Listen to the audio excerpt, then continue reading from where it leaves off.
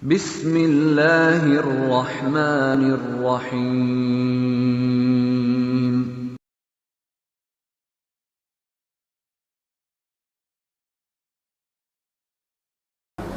Memahami dan mengamalkan agama dengan mengikuti manhaj as-salafus saleh.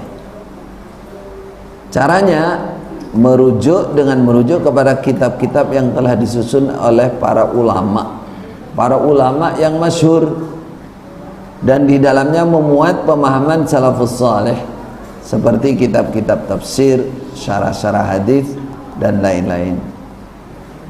Ini konsekuensi hijrah. Sebagai ganti apa? Gantinya ilmu mangkul palsu di masa lalu. Apa dikatakan ilmu mangkul palsu? Bukan seluruh isinya. Kepalsuan itu adalah pengakuan. Karena apa? Karena pertama, istilah mangkul itu sebenarnya istilah yang tidak begitu dikenal, namun tidak salah jika diartikan artinya memahami Al-Quran dan Sunnah, betul-betul mangkul, dinukil dari para ulama salafus saleh. Maka di sini sebagai konsekuensi dari hijrah kita, ilmu-ilmu yang dulu yang hanya pengakuan saja tanpa bukti yang bisa dipertanggungjawabkan. Karena kalau bilang nakli itu normalnya ya harus bisa menunjukkan rujukan bukunya mana, kitabnya mana, kan begitu. Kalau dia bilang saya menukil dari Rasulullah misalkan, pertama yang akan ditanya mana buktinya, kitabnya apa.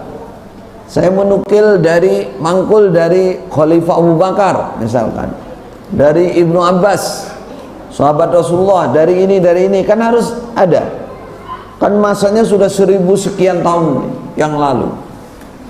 Satu itu. Yang kedua, sanad muttasil.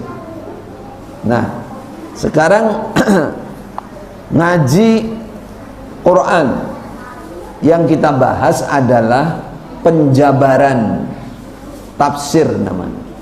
Itu di Islam Jamaah nggak punya. Dia nggak pakai rujukan tafsir, bilangnya mangkul. Bohong apa tidak ini? Bohong namanya. Nggak ada tafsir yang dipertanggungjawabkan apa yang kamu pakai itu. Kemudian kedua, dibilang makna keterangan itu sanadnya juga nggak punya. Nggak ada. Kalau dia nggak pakai tafsir, berarti dia nggak punya sanad. Dari mana dia punya? Pakai sanad apa? Ibaratnya begitu. Berarti pengakuan mangkulnya itu istilahnya kita bahasakan palsu, kebohongan. Nah ini harus kita ganti setelah kita hijrah. Kita ngaji betul Al-Quran dan Sunnah, kita utamakan, lalu manhaj tata caranya mengikuti as-salafus saleh, para ulama di 3 kurun.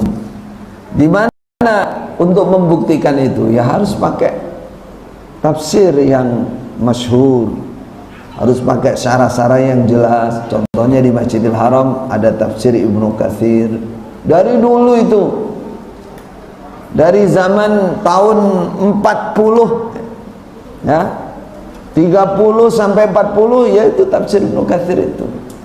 Kalau ngaji hadis misalnya Kutubus Sittah ya pakai syarah namanya Fathul Bari untuk Sahih Bukhari dan lain-lain, hingga ngerti bagaimana para ulama menjabarkan hadis-hadis tersebut. Itu tugas kita sekarang.